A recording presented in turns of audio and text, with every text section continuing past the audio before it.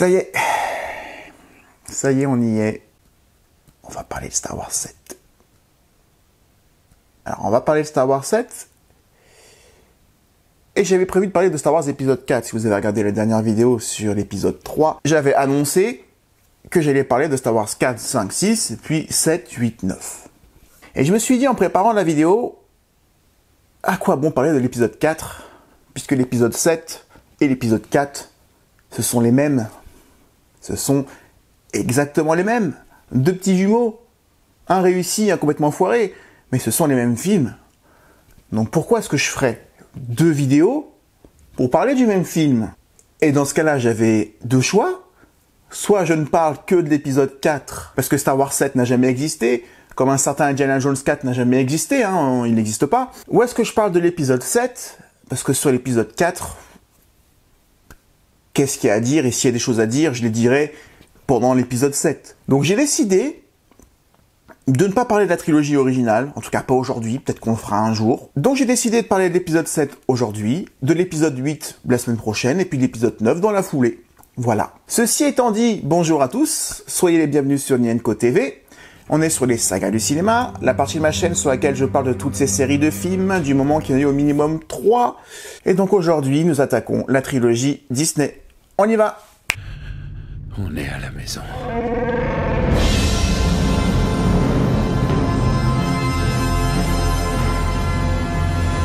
Vous me connaissez maintenant depuis un an que je fais mes modestes vidéos sur YouTube, mais il y a deux choses que je déteste.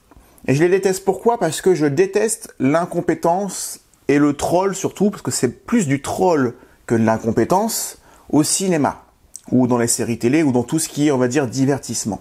Et Star Wars 7, plus encore le 8 et le 9 d'ailleurs, mais on parle du 7, c'est une arnaque. C'est un troll, tout comme il était Prometheus et Covenant.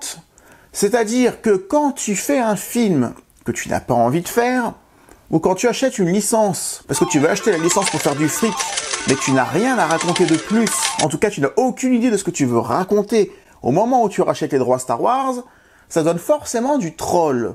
Parce que Star Wars 7, c'est né de l'idée de mettre un 7 à côté de Star Wars. Parce que Star Wars, il faut se remettre dans le contexte. Jamais quelqu'un de mon âge ou au-dessus de mon âge, personne n'avait imaginé un jour que l'on verrait Star Wars 7.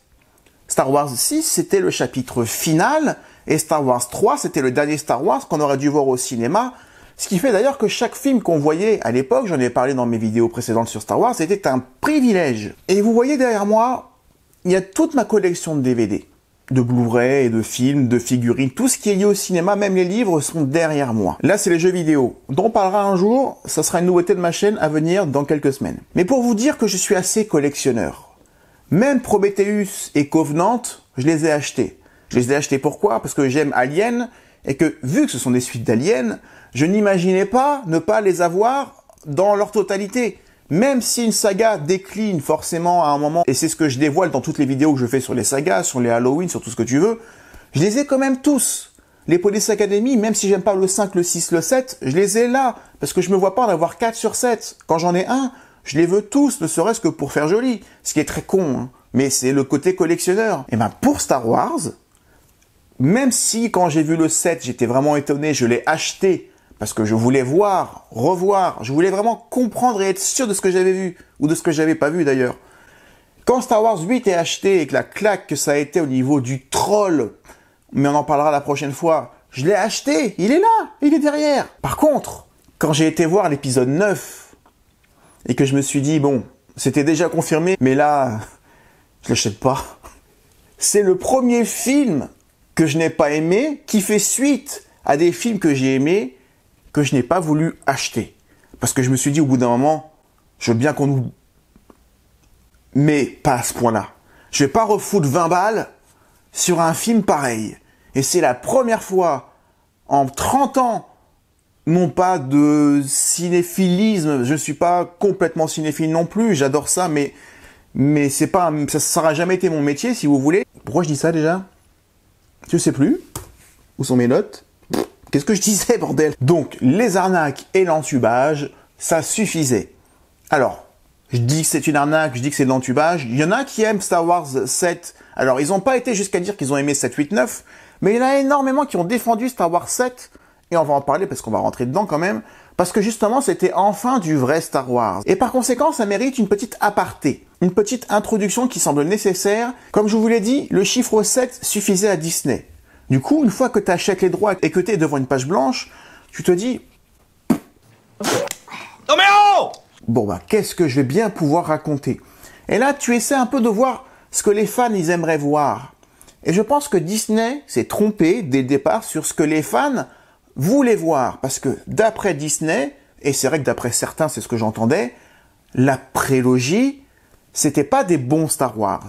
Il y avait trop de fonds verts, ce qui est pas faux, hein. Des fonds verts qui amenaient à un jeu d'acteurs au mieux moyen. Surtout pour Nathalie Portman et Hayden Christensen, par exemple. Et d'ailleurs, ils le reconnaissent tous. C'est pas méchant ce que je dis là, ils le savent eux-mêmes qu'ils ont pas très bien joué, mais parce que la façon de faire de George Lucas, de faire jouer des acteurs comme ça, avec rien derrière, et que tout est ajouté en post-prod, c'est compliqué de bien jouer. Même si t'es un bon acteur d'ailleurs, je pense que c'est pas évident. En tout cas, il faut être vachement bien dirigé, et je pense pas que George Lucas soit un super directeur d'acteurs. Tout ça pour dire que d'un côté artistique, la prélogie n'est pas appréciée par tous les fans de Star Wars. En tout cas, c'est ce que Disney a retenu. Et les fans de Star Wars, dont moi, quand je les ai découverts à l'époque, mais depuis j'ai un peu grandi et j'ai évolué, le côté politique de la prélogie m'avait aussi refroidi. Parce que c'était lent, c'était... Tu n'en vois pas le bout avant le 3, donc quand t'es dans le 1, tu t'emmerdes un peu. Mais c'est le 1 sur 3, t'as le temps de continuer. Alors que dans le 4, 5, 6, la guerre est ouverte, issue des éléments du 1, 2, 3, même si on ne le sait pas à l'époque quand on regarde le 4 pour la première fois. Mais c'est une guerre où les rebelles sont en sous-nombre, ils sont toujours en train de fuir, un ennemi qui est plus nombreux et plus fort qu'eux. C'est ça qui est prenant dans la trilogie originale, c'est qu'on est faible et vulnérable et qu'on est poursuivi par un ogre. Et ça, c'est toujours prenant quand tu le vois. Dans la prélogie, ce qui est génial, c'est le temps que ça prend, ce qui est en fait exactement l'inverse de 4, 5, 6. Mais si le 1, 2, 3 a le temps de le faire, c'est parce que, justement, il y avait 3 films pour le faire, ce qui, pour moi, n'était pas suffisant. Un 4e aurait été bien, vu les choix qui ont été faits, on en a parlé. Mais là, pour l'épisode 7, Disney s'est dit, on va ignorer le plus possible, parce que tu peux pas complètement la zapper, tu vas complètement ignorer la prélogie. Donc il faut absolument pas mettre de politique. Ça va faire fuir les fans qui n'ont pas aimé, et encore une fois, j'en suis pas vraiment certain, mais l'échec d'un point de vue qualitatif de Disney, dans l'épisode 7, 8, 9, c'est que tu as voulu rendre hommage uniquement à la trilogie, et pas à l'ensemble des 6 films qui composent pourtant un tout cohérent, avec un début, un milieu, une fin irrémédiable, positive, triste quand même, mais positive, et dans Star Wars 1 à 6, surtout si tu mets Rogue One au milieu, tu as tout. Donc déjà, pourquoi retoucher à une histoire qui est parfaitement terminée? Peut-être que moi j'aurais fait autre chose, et que j'aurais fait quelque chose de complètement différent, sans aucun personnage de l'épisode 4, 5, 6, ni même du 1, 2, 3, avec que des nouveaux. Ça aurait pu être Rey, Finn et Poe, sans les autres, sans Solo, Luke et Leia, et j'aurais été très heureux de redémarrer complètement à zéro, peut-être dans une autre partie de la République, ou de la galaxie, et de temps en temps peut-être passer devant Tatooine, passer devant le Faucon Millenium qui est en fond. Ça m'aurait suffi à me dire que je suis dans Star Wars, parce que Star Wars, c'est énorme, t'as des possibilités infinies, autres que ressusciter des personnages qui sont passés d'âge depuis un certain temps. Tout ça pour dire que dans la prélogie, il y avait un vrai contexte. La République, les séparatistes, les Jedi, les Sith, puis l'Empire, le Sénat, les bordures extérieures. Tu avais une structure. C'était une galaxie administrée, qui était cohérente, qui était expliquée, qui a pris le temps de le faire. Et même si on a l'impression que c'est pas intéressant ou que ça fait beaucoup de choses d'un coup, surtout dans l'épisode 1, la menace fantôme, c'est nécessaire pour que tu puisses y croire. Car dans Star Wars, le nom Star Wars, c'est la guerre des étoiles. On l'a appelé comme ça l'épisode 4 à l'époque, avant qu'on sache que c'était une série de films. Mais du coup, il y a une guerre. Et une guerre, ça oppose souvent, en tout cas pour que ce soit clair, 2 clans. Les rebelles, l'Empire, la République, les séparatistes, les Jedi, les Sith. Et là, dès que Star Wars 7 commence et que tu as le générique qui commence à défiler, tu as déjà un problème. Moi, j'en ai eu un énorme. Je n'ai rien compris à comment, dans un épisode 7 qui fait suite à un épisode 6, on peut toujours en être au même point que ce qu'on avait laissé avant le combat final. Comme si le retour du Jedi et la victoire finale avec les Ewoks n'avaient servi à rien. Et ça, c'est une insulte. On te raconte qu'il y a un premier ordre qui sort des cendres de l'Empire. D'accord? Donc ça veut dire que c'est plus vraiment l'Empire, mais on va dire que c'est le petit frère. Par contre, si tu m'annonces ça, je veux comprendre, parce que moi je prends la globalité de Star Wars, comment le Premier Ordre est sorti des cendres de l'Empire? Est-ce que ce sont les mêmes qui ont refusé de se rendre? Est-ce qu'il y avait un autre leader au cas où l'Empereur serait tombé? Est-ce que tout ça était prévu? Je veux le savoir. Je veux pas qu'on me dise, il y a un nouveau méchant parce qu'on en a besoin et on va pas expliquer d'où ça vient. J'en avais peur, mais quand tu découvres Star Wars 7 pour la première fois, tu te dis, bon, ben voilà, on va nous expliquer un nouveau contexte. La Nouvelle République, parce qu'il y a une Nouvelle République, est-ce que c'est la même qu'avant? Est-ce que ça se passe sur Coruscant? Est-ce qu'il y a toujours le Sénat? Est-ce que c'est sur une autre planète? Est-ce que c'est Luke qui est le fondateur de cette République? Quel est son rôle? Ou plutôt Leia, peut-être, c'est plus logique. En tout cas, quand on m'annonce le Premier Ordre, je veux savoir. Et là, on nous dit, il y a des résistants au Premier Ordre, mais il y a la République. Et pourquoi est-ce qu'il y a des résistants, ou des rebelles, je sais plus le nom, si la République est toujours là? Dans Star Wars 4, on annonce dans le film que ce qui restait des vestiges, je cite les vestiges de l'ancienne République, est morte, et que l'Empire est là et écrase tout. On apprend donc dans une simple phrase dans le 4 que l'Empire vient d'écraser le vestige de ce qu'était la République, et on imagine que la République, c'est ce qui se passe dans 1, 2, 3. Donc t'as le temps de revenir là-dessus quand tu es l'épisode 4. Quand tu es l'épisode 7, le 7e qui fait la suite au 6e, tu ne peux pas rater énormément de choses alors qu'il n'y a qu'un seul film entre les deux. Donc, je me dis que l'épisode 7 va nous expliquer comment est-ce qu'on a pu passer d'une victoire qui avait l'air totale dans un vrai happy end à rien n'a changé, ni la situation, ni les personnages. Car Leia est la même qu'avant, Han Solo est toujours contrebandier, ce qui est complètement ridicule à imaginer, mais on y reviendra. Et du coup, l'objectif de ce texte de départ, c'est retrouver Luke Skywalker qui a disparu. Donc tu retrouves un vieux Jedi isolé et seul, d'ailleurs l'épisode 8 va en jouer, mais on va pas en parler aujourd'hui. Et ton objectif c'est ça, parce que si lui il revient, il va balayer le Premier Ordre à lui tout seul. C'est ce que je me dis quand je vois le texte de l'épisode 7. Déjà je me suis dit, va y avoir un problème. On cherche Luke, seul, qui va pouvoir ramener l'équilibre à lui tout seul. Encore une fois, l'épisode 8 va bien se foutre de la gueule de cette idée. J'aime bien brûler les étapes, souvent, mais non, l'épisode 8, ce sera la prochaine fois. Tu te dis, ah bah merde, Leia n'a pas été formée par Luke pour être une Jedi? A priori non, parce que sinon, pourquoi tu cherches un Jedi si t'en es une? Dommage que l'épisode 8 et l'épisode... Dommage que oui, l'épisode 8 et l'épisode 9 vont contredire ça, mais on en parlera la prochaine fois. Bref, le générique s'achève et vous voyez que j'ai déjà énormément de problèmes avec 1 minute de texte qui défile. Et pour être clair, même si c'est pas possible, parce qu'évidemment tu peux pas faire jouer Carrie Fisher, surtout la pauvre, ni Harrison Ford, ni Mark Hamill éternellement, mais si le film s'était appelé Star Wars épisode 10, départ d'une nouvelle trilogie 10, 11, 12, un peu d'audace, tu passes du 7 au 10. Tiens, pourquoi pas, c'est un choix. Et tu commences avec ces bases-là, et tu te dis, bah merde, dans le 7, dans le 8 et dans le 9 que je n'ai pas vu et que je verrai peut-être dans 10 ans, on va me raconter d'où sort le Premier Ordre, d'où sort Snoke, pourquoi Snoke a réussi à corrompre Ben, et ça c'est ce que tu veux voir. Mais quand tu es au début du 7, tu penses que tu vas le voir. Donc tout va bien. Mais une fois que tu sors de ces 3 films, il suffit de se dire que Star Wars 7 s'appelle Star Wars 10, et la majorité des problèmes sont balayés. Parce que là, tu retrouves du temps de jeu, pour pouvoir tout expliquer, ce qui n'a pas été fait. Et évidemment, le choix n'aurait pas été possible, parce que tu peux pas faire jouer Harrison Ford, Carrie Fisher et Mark Hamill plus jeunes qu'ils ne le sont, même si tu peux tout faire, en fait, quelque part aujourd'hui, dans les épisodes 7, 8, 9 que j'aurais voulu voir. Donc je comprends qu'on ne l'ait pas fait. Mais tout ça pour vous dire que ce qui me gêne, c'est le fait que le Star Wars 7 et le 6 se suivent trop pour que il se soit passé à la fois tant de choses, et en même temps, rien. Parce que ce qu'ils ont fait dans le 6, et tout ce qu'ils auraient fait entre le 6 et le 7 pour empêcher que ça arrive, n'a eu, quoi qu'il arrive, aucun impact. Donc si ce qu'ils font n'a servi à rien, ça veut dire que l'épisode 6, voire 4, 5, 6, n'ont servi à rien. Et c'est ce que tu comprends immédiatement en regardant l'épisode 7, parce que tu te dis que si tu refais l'histoire, et je savais pas encore au début du 7e à quel point ils allaient refaire les mêmes films, si tu veux mettre la même conclusion que l'épisode 6 dans l'épisode 9, et faire la même fin et le même déroulé, au final, c'est un remake.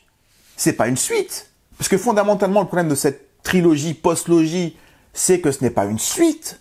Le 7 est un remake du 4, le 8 est un remake un peu plus déguisé du 5e, et le 9, c'est rien, c'est un vomi immonde. Mais encore une fois, pourquoi? Parce que tu as choisi de ne pas expliquer et que le public, soi-disant, n'aurait pas besoin de savoir pourquoi il y a un premier ordre, pourquoi il y aurait Kylo Ren et le Chevalier de Ren, pourquoi il y aurait Snoke. Il suffit juste de dire qu'il y a un nouveau méchant et qu'il y a un nouveau gentil. Ça leur suffit. Mais c'est Disney, on nous prend pour des cons toujours avec Disney. Tu n'as pas le droit de te dire que le public n'aura pas besoin de savoir pourquoi Snoke a pu corrompre Ben, qu'est-ce que veut Snoke, quelles sont ses motivations, pourquoi est-ce qu'il fait ça, est-ce qu'il cherche la paix comme Palpatine le cherchait, parce que même Palpatine, même si c'est de façade, il avait des objectifs. Mais comme tu es au début du set, tu te dis, on a le temps, parce que là je me mets dans le contexte de moi qui était dans la salle. Et figurez-vous que Star Wars 7, mis à part le générique de début, la première demi-heure, je la trouve très bien. Je trouve que Star Wars 7, une fois que tu passes ce générique et que tu te dis que tu vas comprendre les choses dans le film, ça démarre très bien. Tu as Rey sur son désert, un peu comme à Tatooine, mais ça me dérange pas qu'on reprenne le même départ. Ça peut être un hommage, vous voyez. Qui lutte pour survivre, qui pille les vaisseaux de l'Empire, qui trouve ce droïde BB-8, ils s'entendent bien. Tu as Poe et Finn qui du coup se rencontrent comme ça, j'ai besoin d'un pilote, moi j'ai besoin d'être sauvé, et hop, dommage qu'ils soient séparés d'ailleurs, mais en tout cas, c'est un peu comme un jeu de rôle, comme je le dis souvent. T'as un jeu de rôle, tu crées des personnages un peu neutres, un peu vierges, et au moment où ils tombent les uns sur les autres et que ça marche très bien, ça devient une team. Et à partir de là, tu les développes. Ce que la trilogie ne va absolument pas faire. Mais quand t'es dans l'épisode 7 au début, t'en sais rien. T'as même espoir.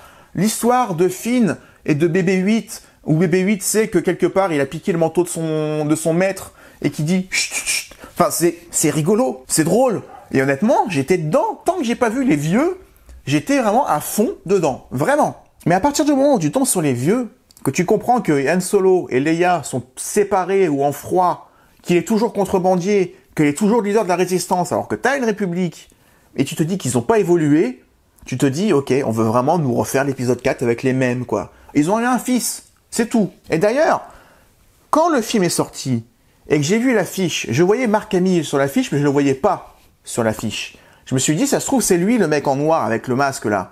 Parce que j'ai pas du tout regardé l'histoire, j'ai pas du tout regardé les acteurs, les autres, je les connaissais pas. Donc je me suis dit, ça se trouve, Luke, il a mal tourné. Et franchement, c'est ce que je voulais voir. Donc quoi qu'il arrive, quand j'apprends qu'il est au fin fond de la galaxie perdu et qu'on va le voir 30 secondes dans le film, c'est encore une des choses qui m'a le plus déçu. Mais tant que ce Kylo Ren n'a pas enlevé son masque, et il l'enlève bien trop tôt d'ailleurs, parce que s'il enlevait son masque qu'au moment où il s'apprête à tuer son père, ça aurait déjà eu un autre impact. Mais bref. Tout ça pour dire que j'y ai vraiment cru à Luke qui tourne mal, parce que Luke, il est un peu sensible quand même. Il était jeune, il était peut-être encore influençable. Certes, il a vu son père tuer l'empereur, mais il a aussi perdu son père. Donc peut-être qu'il était en paix à la fin de l'épisode 6, mais après, peut-être que effectivement il y avait la place pour quelque chose, et ça, j'aurais voulu le voir. Mais avec Disney, c'est pas possible. Impossible de noircir un personnage aussi lumineux et symbolique que Luke Skywalker. Et dans le film, même si le Premier Ordre réussit à faire une étoile de la mort encore plus grosse. This was the Death Star. This was the second one. And this is Starkiller Base. Can we just call it Death Star 3? It's the same exact thing, just bigger. I mean, seriously. Où on te vend en gros, vous voyez, ça c'est l'étoile de la mort. Ça c'est la nouvelle étoile de la mort. Ok, elle est plus grosse en taille. C'est magnifique la taille.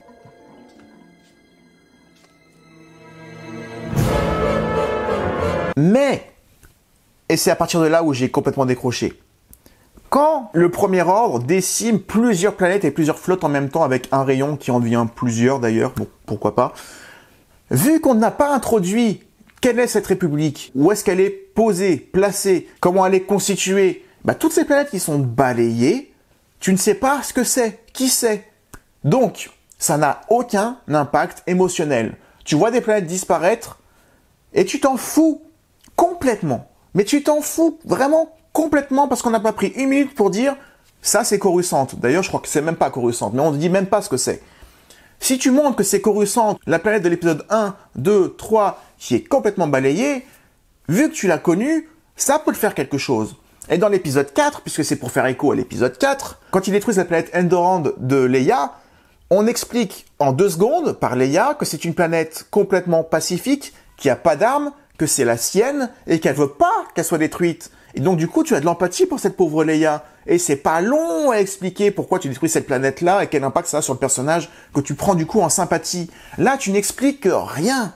Rien du tout. À tel point que quand tu vois Han Solo regarder dans l'espace depuis la planète où ils sont, toutes ces planètes détruites, tu sais pas s'il est triste parce que la République vient de tomber, République dont tu ne sais rien, ou si tu avais peur que Leia soit sur cette planète. Et d'ailleurs, ça aurait été balèze, mais encore une fois, chez Disney, tu ne peux pas le faire, que Leia soit effectivement sur la planète de la République. Ça aurait été génial que tu fasses écho à l'épisode 4, parce que je l'autorise, ça ne me gêne pas qu'on se base sur l'épisode 4. Si tu prends ton propre envol à partir d'une base, là, tu aurais très bien pu faire l'effet miroir. Dans l'épisode 4, ça s'est joué à 2 secondes près pour que l'étoile noire fasse disparaître la planète Yavin, je crois, où il y avait la base secrète de la rébellion. Là, tu te dis, ok, il y a le nouvel ordre, ils vont réussir là où l'Empire a échoué, à 2 secondes près, et dans l'autre sens. Et là, je me suis dit, ok, Leia a explosé. Peut-être même avec 3PO ou R2D2, mais ça aurait été peut-être dur là. Mais Leia a explosé.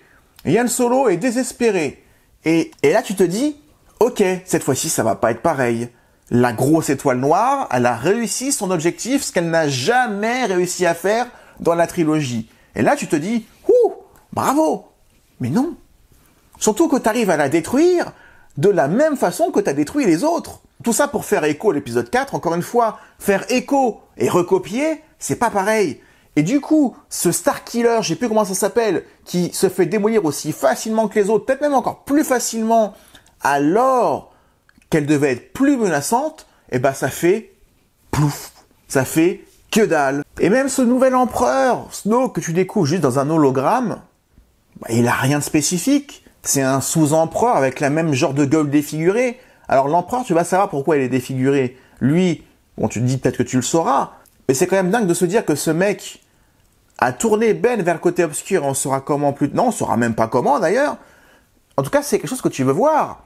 T'as un nouveau mec, Snoke. C'est quoi? C'est le petit frère de Palpatine? C'est un clone de Palpatine? Un espèce de clé USB avec une sauvegarde dessus? C'est Dark Plagueis? C'est Dark Plagueis dont on parlait dans la prélogie? Mais comme on ne parle pas de la prélogie, c'est Verboten. Interdit en Allemagne se livrer.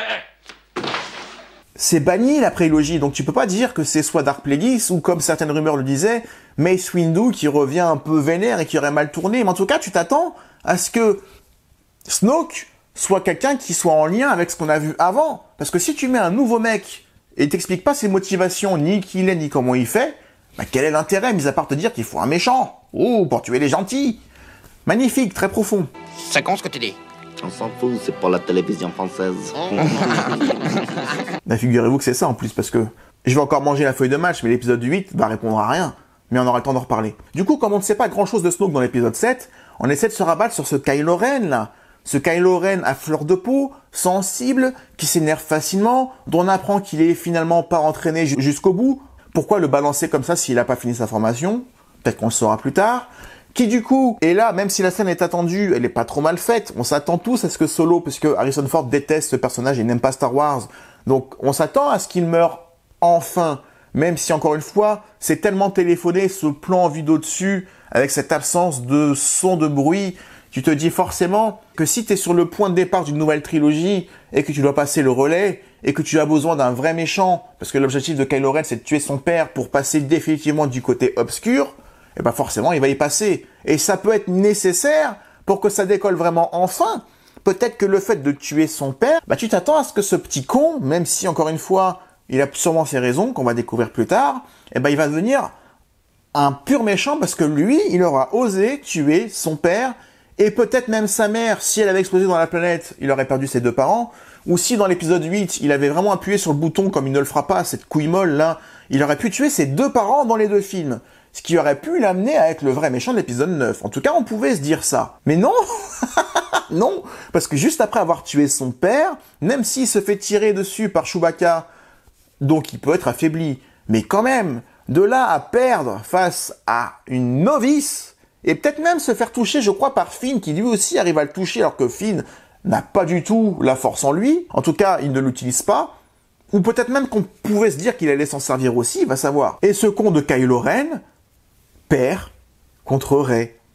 Donc tu fais tuer son père pour qu'il prenne plus de puissance et de noirceur, mais tu lui fais perdre contre une novice. Tu lui fais perdre contre Rey, une nana que t'as découvert il y a 5 minutes, qui est déjà plus avancée que toi dans la force, au point de te battre au sabre laser dans un combat très moche. C'est quand même dingue de démarrer un film vraiment bien, hein, encore une fois. La première demi-heure va bien, elle est rythmée, elle est péchue, et plus ça avance, plus ça devient mou, inconsistant, copier-coller, mais avec tous les mauvais choix possibles. Parce que Disney ne pouvait pas faire du fils d'Han Solo un pur méchant qui aurait joui, en quelque sorte, d'avoir tué son père pour en procurer plus de puissance, comme l'aurait fait Palpatine d'ailleurs. Mais comme ça le rend plus faible, et que ça le fait encore plus douter, et que du coup tu te dis que ça sera pas un vrai méchant, mais plutôt presque le frère de Rey quelque part, on se dit peut-être qu'ils sont frères et sœurs, et que c'est pour ça qu'ils ont tous les deux la force en eux. Et la force, parlons de la force. J'ai aucun a priori sur le fait qu'on découvre de nouvelles aptitudes, y compris de faire du Skype, de se voir à deux bouts de la galaxie, peut-être même de se toucher comme le fera l'épisode 8 ou 9, je sais plus lequel des deux, mais on en parlera la prochaine fois. Ça me pose aucun problème. Ça me pose plus de problème de savoir qu'un sabre laser t'appelle. Parce que pour moi, un sabre laser qui t'appelle, ça me fait penser quand même à une certaine baguette magique qui appelle son sorcier. La baguette choisit son sorcier, Monsieur Potter. On sent vraiment avec ce sabre laser que Rey va toucher, qui va en fait lui télécharger les pouvoirs de la force dans la tête, parce qu'à partir du moment où elle touche ce sabre, elle sait qu'elle peut avoir un pouvoir psychologique sur les êtres faibles. Comment elle sait ça d'ailleurs? Comment elle sait ça d'ailleurs qu'elle peut faire ça sur le Stormtrooper? J'en sais rien, ça lui a vraiment été téléchargé dans sa tête, comme ceux qui apprennent des langues étrangères sous hypnose, tu vois. Mais du coup, encore une fois, ça balaye tous les Star Wars, y compris le 4, 5, 6, où la maîtrise de l'art Jedi peut au mieux prendre des mois comme Luke, voire des années comme les Padawan. Mais Padawan, non. Fairbotten, comme on n'a absolument pas le droit de parler de la prélogie dans cette nouvelle post-logie, non, on peut se dire que la Force, si on la connaît, on l'a. On aurait pu se dire, peut-être que c'est une des élèves de Luke, mais que pour la protéger, puisque Kylo Ren cherche tous les Jedi pour les tuer, et d'ailleurs, je pense qu'il y a eu un massacre dans ce temple Jedi, même si on ne le voit pas vraiment, peut-être que sa mémoire a été effacée, et que du coup, elle a été formée à l'art Jedi par Luke, et que quelque part, quand il va la revoir à la fin de l'épisode 7, elle a l'impression de faire sa connaissance, et peut-être que lui, il l'avait reconnu. Ça aurait justifié pourquoi elle sait aussi bien se battre, en tout cas mieux que Kylo Ren. Ça aurait pas été inintéressant, ça. Mais non. Mais non. Et il y avait tellement de moyens, si tu pars sur ce qu'ils ont choisi de faire, qu'ils ont mal choisi de faire, mais si tu prends ce constat de départ, il y avait encore un moyen de faire mieux, enlever son casque que devant son père, et pas au début du film, faire en sorte que tuer son père Han Solo, ça le rende plus puissant et plus noir, faire en sorte que Rey ne soit pas une novice, mais qu'elle avait perdu la mémoire de ce qu'elle avait appris, et que le sabre laser lui fasse se souvenir de tout, beaucoup mieux. Il y avait moyen, comme supprimer Leia dans l'explosion du Starkiller, qu'on n'aurait pas pu descendre comme on a descendu l'étoile noire et l'étoile de la mort. Ça aurait été pas mal du tout de faire ces choix-là. Il y a souvent cette pichenette pour passer des mauvais choix à quelque chose de limite brillant. Évidemment, ça n'a pas été fait, sinon je serais pas là pour en parler. En tout cas, tu sors de l'épisode 7 avec beaucoup de déception. C'était mon cas parce que j'avais vraiment vu le même film que l'épisode 4, mais c'était un plagiat et pas un hommage, il y a une différence entre les deux. Et finalement, les enjeux de l'épisode 8, quand tu te dis que tu vas voir l'épisode 8, tu t'attends à savoir qui est Rey, fille d'eux, sœur d'eux, on ne sait pas. Tu attends à savoir d'où vient Snoke, ses motivations, d'où il vient, comment il a été formé, comment il a pu corrompre Ben Solo. Et je crois que c'est à peu près tout. Puisque Finn, Stormtrooper, qui déserte, histoire géniale, mais tu n'apprendras jamais rien de plus que vous ne savez pas d'où je viens, ni ce que j'ai vu, mais jamais on ne saura plus sur Finn. Finn inutile, de A à Z, tout comme Poe. Finn, Poe, Rey d'ailleurs, les noms sont cons, mais bon. Poe. Bu. Poe. Pardon. Bu. Ici présent. Poe, c'est... Bu. Poe. Pardon. Bu. Bu. Bu. Donc Poe, c'est le personnage le moins développé de l'histoire. On sait juste de lui et on ne saura jamais plus de lui que c'est le meilleur pilote de la flotte rebelle. Et ce qui est vrai, parce qu'il est impressionnant. Mais il n'a aucune autre aptitude. Enfin bref, finalement Star Wars 7, si tu te dis que Yoda égale Maz, qui sert à rien d'ailleurs, autant dans le 7 que dans ceux qui vont suivre, que Poe égale Solo, en moins bien, que Kylo Ren égale Vador, en moins bien, que Snoke égale Empereur, en moins bien, que Hux égale Tarkin, en moins bien, que Rey égale Luke, en moins bien, merci de suivre, et que BB-8 égale R2-D2, BB-8 ça va. Bon, ils sont pas foulés sur la modélisation, sur le design, mais BB-8 fait le taf. Pas de problème. Ça revient d'ailleurs à ce que je disais sur Star Wars 7 aurait pu faire table rase de tout, plutôt que tout copier, et que R2-D2, limite, on ne le voit même pas du tout. Ça m'aurait pas du tout gêné. Chaque Star Wars a aussi apporté un côté à la fois visuel, avec toujours des découvertes de planètes qui font qu'un Star Wars te font voyager, te transportent et te font découvrir que l'univers est immense. Je pense à la planète Hoth dans l'épisode 5, ou la planète dans les nuages, toujours dans le même épisode 5, la planète d'Endor avec la forêt et les Ewoks dans l'épisode 6, Naboo dans l'épisode 1 et Coruscant, la planète de lave dans l'épisode 3 par exemple, et tu as aussi des créatures ou de la technologie que tu amènes à chaque fois qui te dépaysent aussi, qui te montrent les usages de cet univers. Je pense à tous ces chasseurs à quatre pattes ou bipèdes de l'épisode 5, les Ti, je sais pas quoi, je suis pas assez fan pour m'en souvenir, mais donc toutes ces créatures qui sont là pour l'Empire, pour sortir les rebelles de leur base au début de l'Empire contre-attaque. Tu as les scooters de forêt, enfin c'est pas que de forêt, mais tu as les scooters sur la planète Endor, encore une fois, où c'est vraiment une séquence super intéressante. Tu as les pods, la course de pods dans l'épisode 1, et puis tous ces vaisseaux de Naboo qui sont un peu plus ronds, qui sont différents. À chaque fois, tu as des ajouts de technologie ou de créatures qui font qu'un Star Wars t'amène quelque chose de nouveau. Pareil dans la musique, d'ailleurs, où l'épisode 5 va t'amener le thème de Dark Vador. Dans l'épisode 1, tu as Duel of the Fates. Dans cette nouvelle post-logie, et surtout dans l'épisode 7, qui est l'épisode d'aujourd'hui dont on parle depuis tout à l'heure, je me souviens d'aucun nouveau thème marquant. C'est comme si, même au niveau de la bande originale, on a repris 4, 5, 6, les bons vieux thèmes, en fond et qu'on les a balancés. Un peu comme Indiana Jones 4, toujours par John Williams pourtant, n'avait fait que de la redite des 3 autres.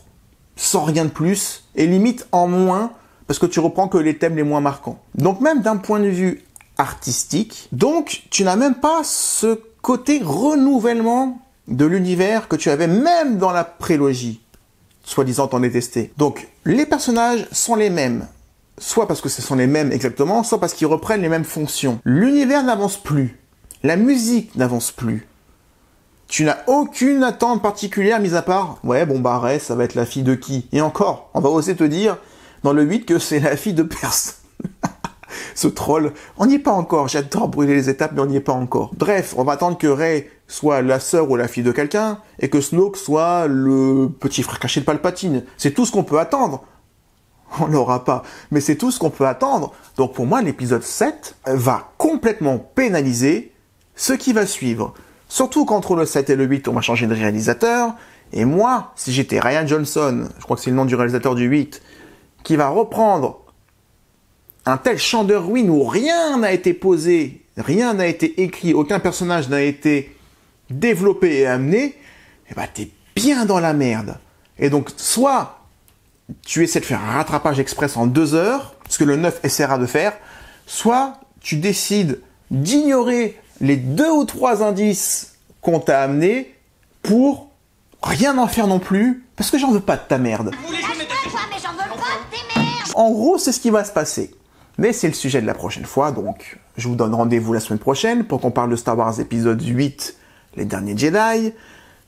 J'espère que vous avez quand même apprécié cette vidéo, j'espère que vous n'êtes pas trop vexé si vous êtes un fan ou si vous avez aimé, parce que je ne sais pas s'il peut y avoir des fans de l'épisode 7. Je pense ceci dit à mon ami Monsieur Mayol, qui a été voir Star Wars 7 10 fois, 11 fois peut-être, tu me diras Sam.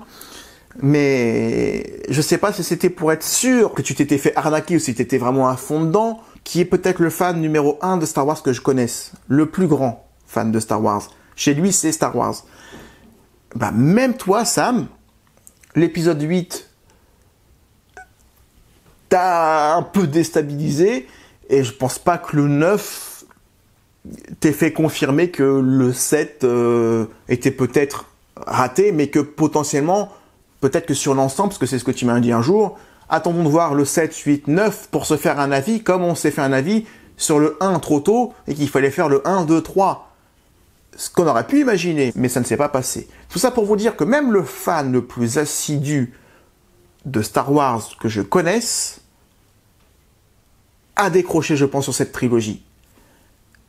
Mais il doit en rester, peut-être une minorité, 10%, qui se disent que cette postlogie, même si elle a des défauts, pour moi elle n'a que ça, mais même si elle a des défauts, elle reste mieux que Star Wars 1, 2, 3.